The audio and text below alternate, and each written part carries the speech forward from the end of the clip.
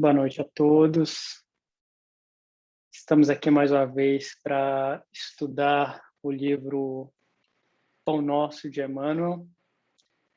Hoje, estudando o capítulo 154, intitulado Os Contrários. Antes de iniciarmos nosso estudo, eu gostaria de convidar a todos para acalmar os pensamentos, acalmar as emoções e elevar a nossa vibração, elevar o nosso sentimento ao plano maior.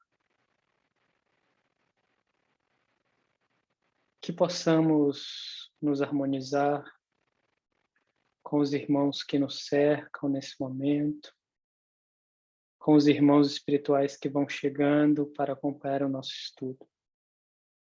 Pai, que sua luz desça sobre cada um de nós e que a partir de nós ela possa multiplicar-se neste mundo tão necessitado. Que cada um de nós, trabalhadores da tua obra,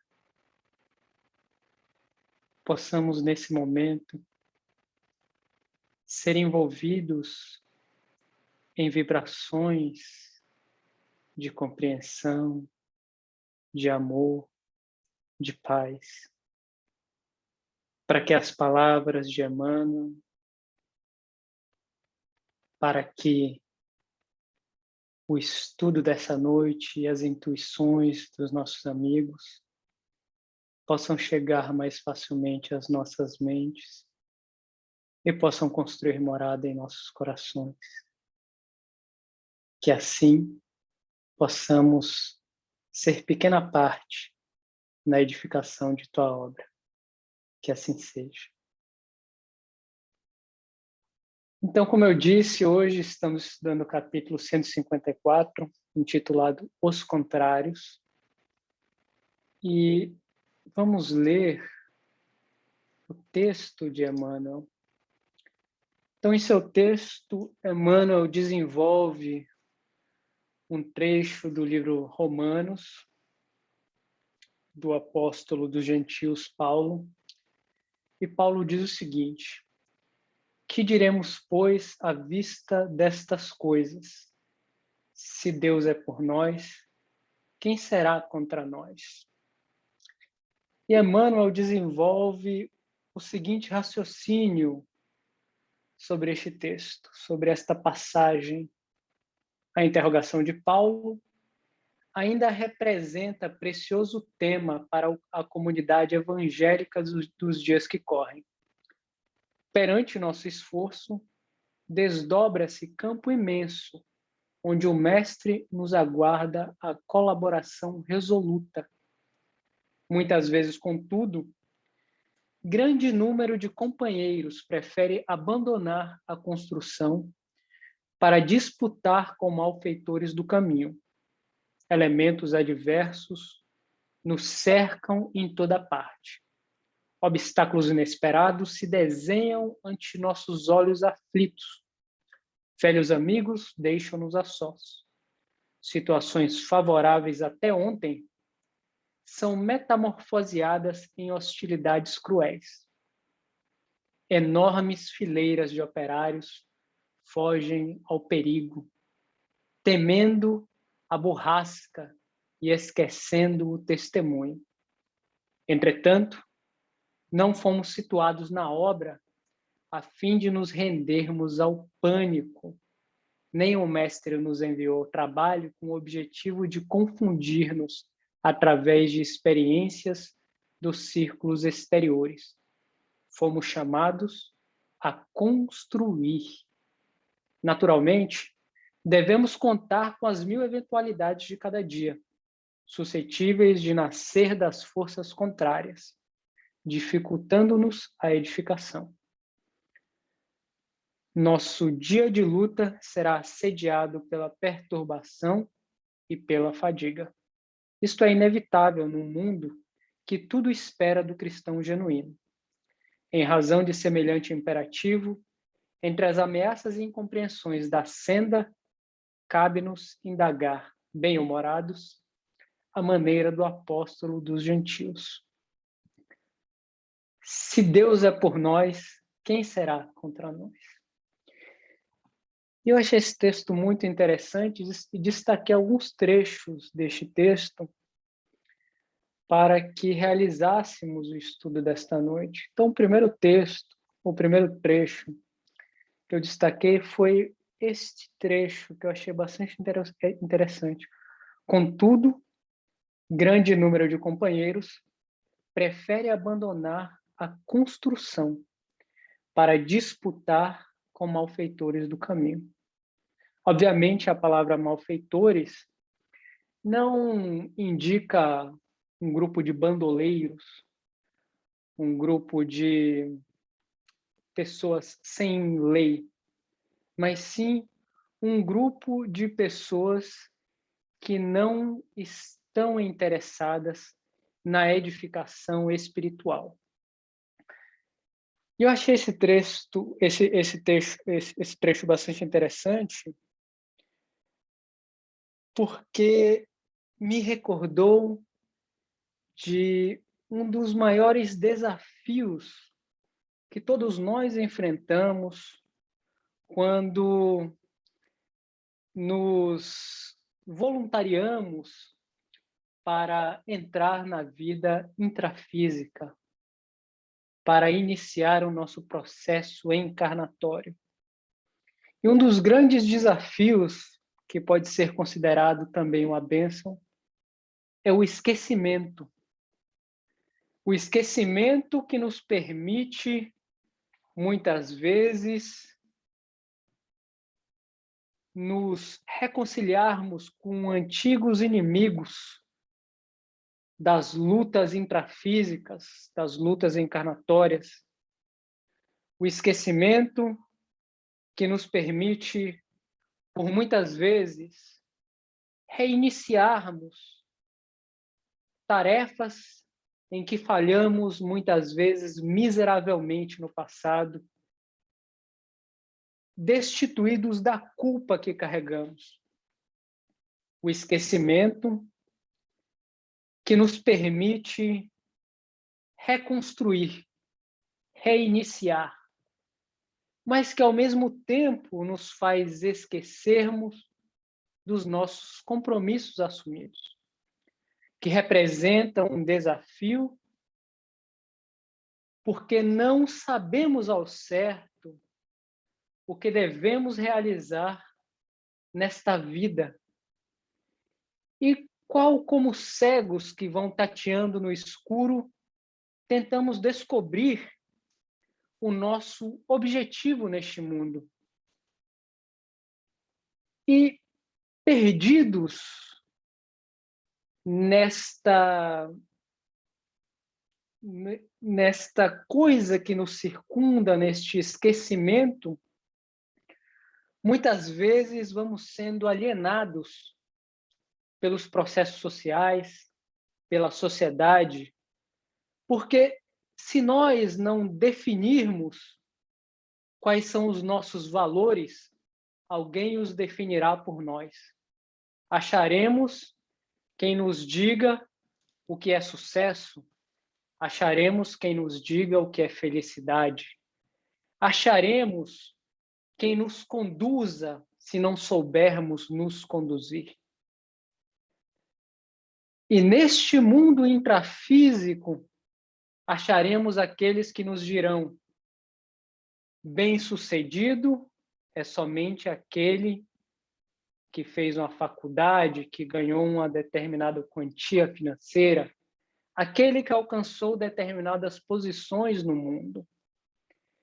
E dentro dessa maré que nos arrasta, vamos nos perdendo.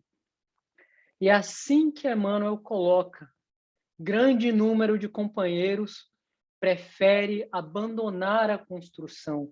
Grande número de companheiros vão sendo arrastados por esta correnteza de ilusão que vai nos carregando, é muito mais fácil ir com a corrente do que opor-se a ela.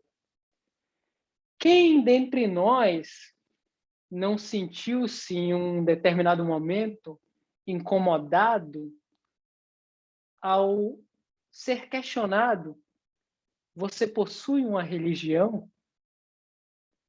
Quem dentre nós não sentiu o medo de ser julgado ao dizer: eu pratico o espiritismo, eu acredito em espíritos, eu sigo os ensinamentos cristãos?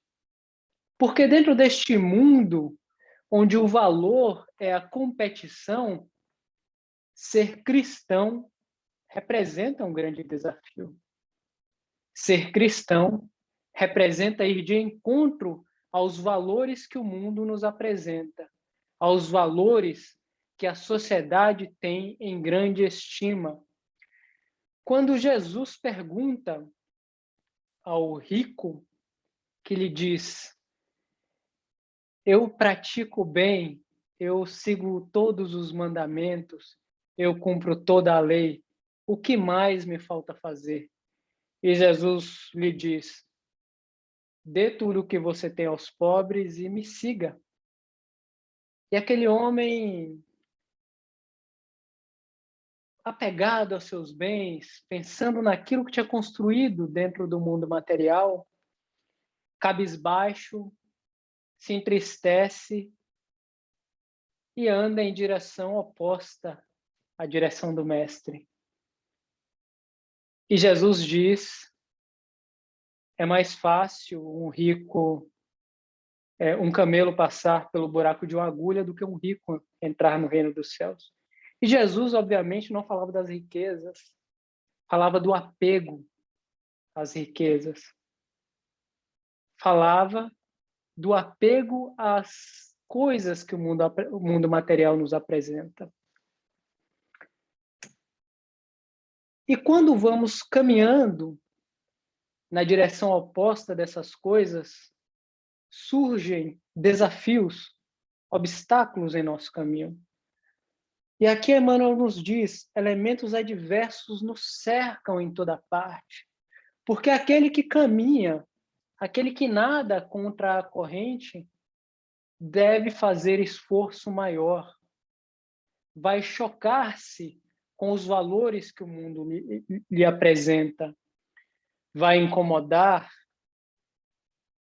vai ter dificuldades que não se apresentam àqueles que entregam-se ao que o mundo lhes apresenta. Obstáculos inesperados se desenham ante os nossos olhos aflitos. Velhos amigos deixam-nos a sós. E eu grifei esse trecho, velhos amigos deixam-nos a sós, porque eu acredito que isso faz parte da experiência de todos nós. Ao menos da minha, fez parte. No momento em que você nada contra essa corrente, no momento em que você vai de encontro a esses valores do mundo, você vai se tornando um estranho para aqueles que não seguem a senda espiritual. Aqueles que eram nossos amigos, ou que pelo menos diziam ser nossos amigos, vão nos julgando estranhos, vão dizendo que algo aconteceu conosco e vão se afastando. E nós também, por vibração, por preferências, por gostos que se transformam, vamos também nos afastando.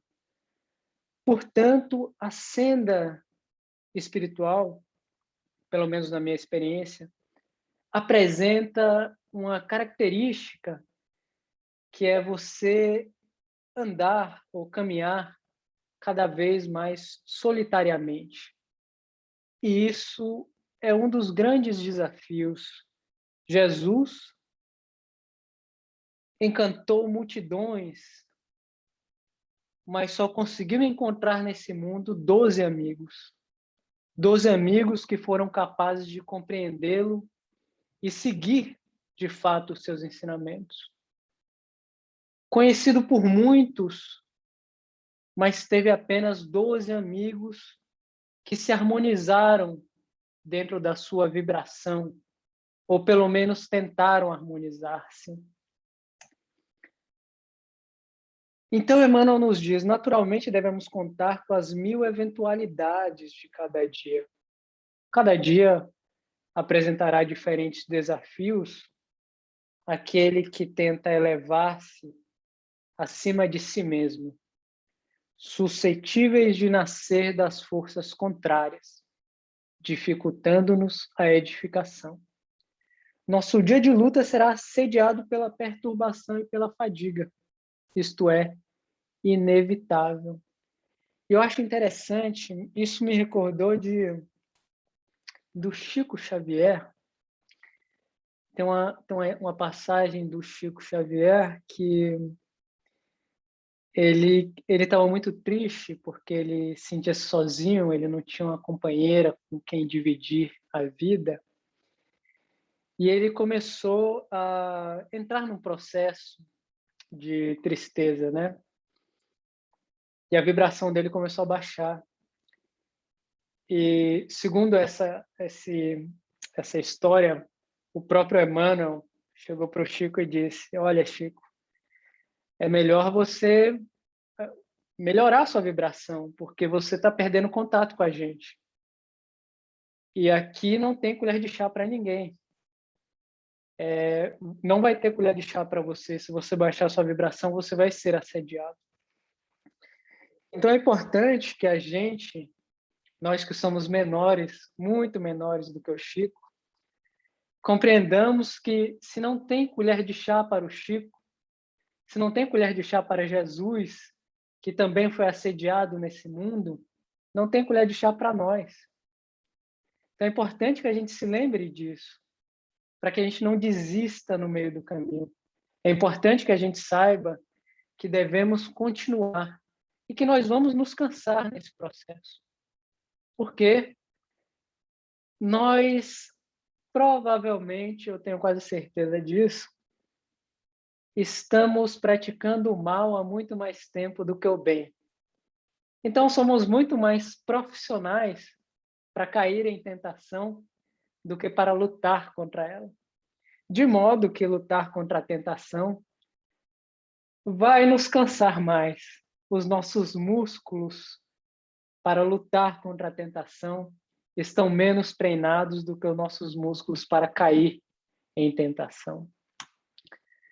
E aqui, por fim, Emmanuel nos diz: em razão de semelhante imperativo, entre ameaças e incompreensões da senda, cabe-nos indagar, bem-humorados, a maneira do apóstolo ao gentil. Se Deus é por nós, quem será contra nós?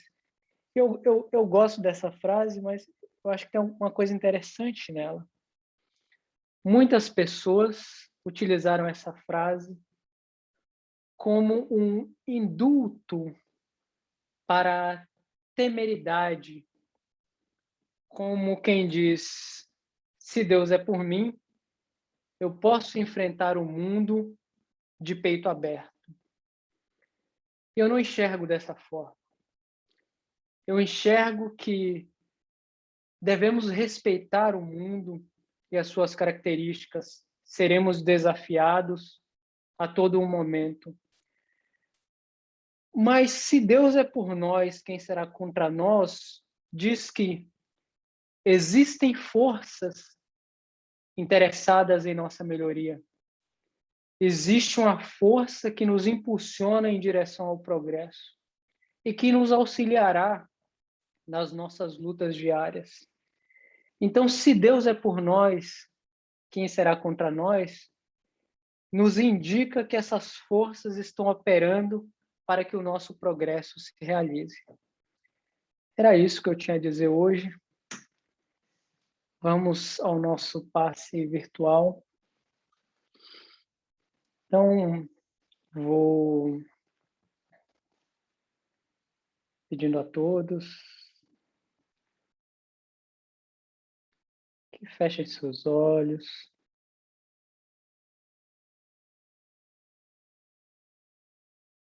e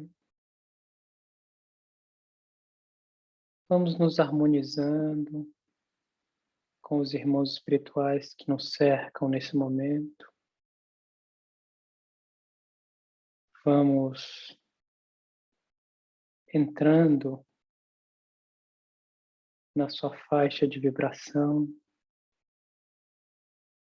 que é a faixa de paz,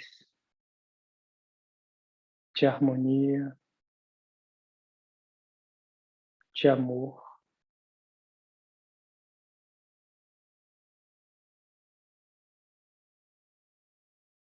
Que a tua luz, Pai,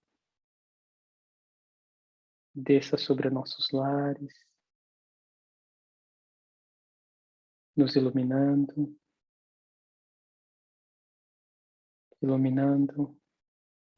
aqueles que dividem a vida conosco, iluminando os irmãos que aqui vieram em busca de alguma luz e que neste momento essa luz possa iluminar o alto de nossas cabeças,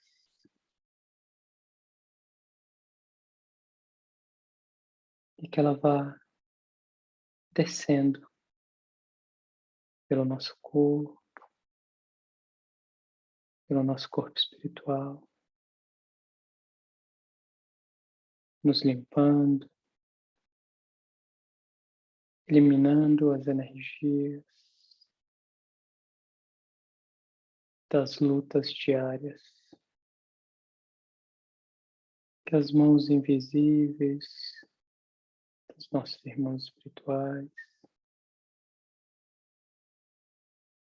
vão descarregando as energias negativas, iluminando nossos corpos espirituais. Que a luz de Deus nos torne unos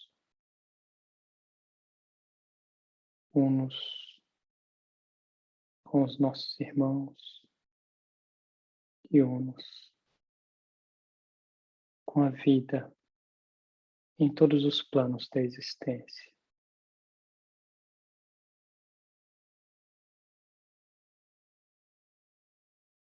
Que a luz do Cristo seja o nosso código de conduta, que nas nossas lutas do dia a dia possamos buscar exemplo no Mestre. Antes de cada ação, nos lembremos das palavras do Cristo, do que elas nos sugerem como rota.